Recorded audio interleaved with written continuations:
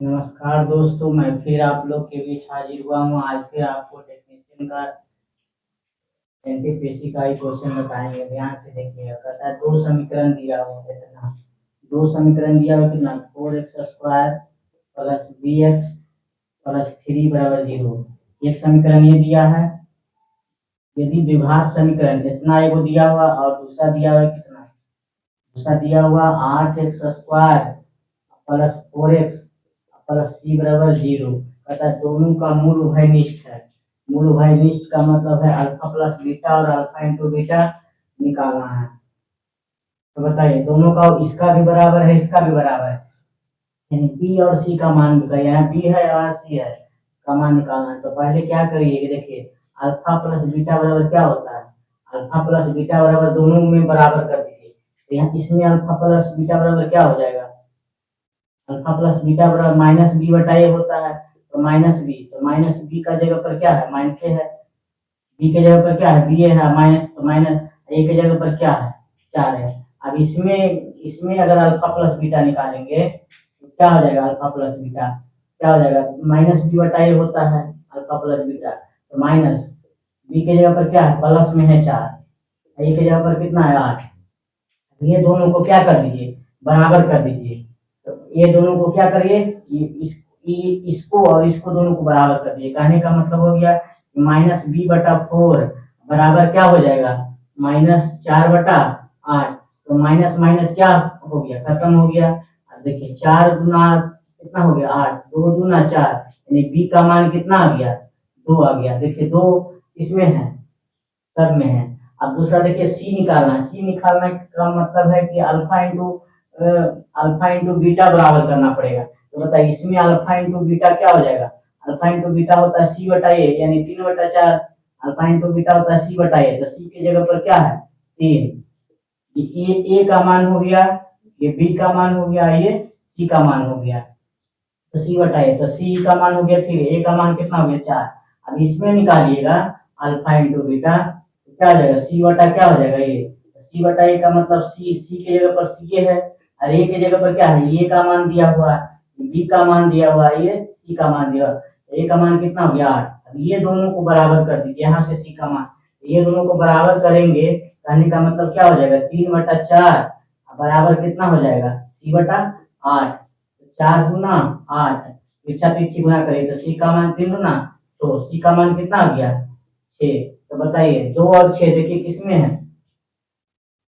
पहले बी का मान रखना है, तो बी का मान पहले रखिए। तो बी का मान 2 इसमें है, इसमें नहीं है। पहले बी का मान रखना है, इसमें नहीं है, यानी इसमें है। और सी का मान कितना आ गया? 6।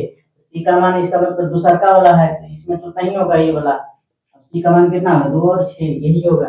6 और 2 नहीं होगा, 2 और 6, क्योंकि पहले बी का मान रखना है। अब कहता है रोहित अपनी लेख की कीमत उसकी लागत से 60% अधिक करता है। मान लिया जाए क्रयमूल्य है, क्या है? अब ये क्या है? अंकित मूल्य है।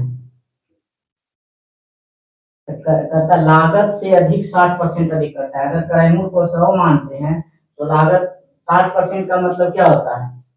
जो बताए 60% अधिक का मतलब क्या हो गया?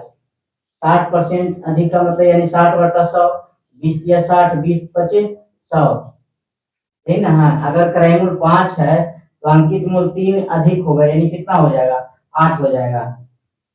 और अंकित मूल्य क्या हो गया? अंकित मूल्य है। विक्रय मूल्य के बारे में आप करते हैं। देखिए कहता है यदि 85% छूट, 85% का मतलब क्या होता है? 17/85, 5 गुना 17/20। अगर छूट रहता है अंकित मूल्य पर, तो अंकित मूल्य कितना दे रहे हैं? 20। अंकित मूल्य कितना दे रहे हैं? 20। और ये क्या हो गया? 3 का छूट दिया, यानी 17 का छूट दिया, तो यानी विक्रय मूल्य कितना हो जाएगा? 3 हो जाएगा। अब हमको अंकित मूल्य क्या करना पड़ेगा? बराबर करिए। तो अंकित मूल्य बराबर करने के लिए क्या करना पड़ेगा? अंकित मूल्य बराबर करने के लिए क्या करना पड़ेगा? इसको बराबर करिए। इसमें 2 से गुना कर देते हैं, इसमें 4 से गुना कर देते हैं, तो इसमें भी 4 से गुना करना पड़ेगा। इसमें 2 से गुना करना पड़ेगा, तो इसमें भी 2 से गुना करना पड़ेगा। अब कहता है देखिए, कहता है छूट देने के बाद इतना रुपया में बेचा, कितना में बेचा? 18,510 रुपया में बेचा। यहाँ देखिए छूट देने के बाद कितना में बेचा, 3 गुना 6 में बेच दिया। तो कहता लागत मूल्य बताइए, तो लागत मूल्य कितना हो गया, 5 चौके 20, 20 से क्या करना पड़ेगा, लागत मूल्य कितना हो गया, 20 गुना 40, 5 से इसमें गुना करना पड़ेगा ना, 5 से इसमें गुना करिए तो इसमें भी 5 से गुना करने में सब ना 8 पच्चीस 40, 2 गुना 40 आएगा।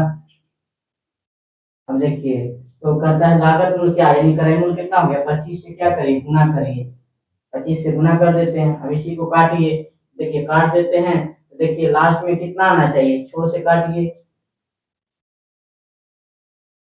तो दिया 18, तो 47, 6 8 48, तो 35, देखिए लास्ट में बचे 25, लास्ट में 5 इकाई अंक आना चाहिए, इकाई अंक 5 देखिए इसमें नहीं है, इकाई अंक 5 इसमें भी नहीं है और इसमें भी नहीं है, इकाई अंक 5 इसमें है, बी नंबर ऑप्शन सही होगा, क्योंकि लास्ट में इकाई अंक का 25 25 ही आता है। अगर मेरा वीडियो अच्छा लगा हो तो लाइक और सब्सक्राइब जरूर करें।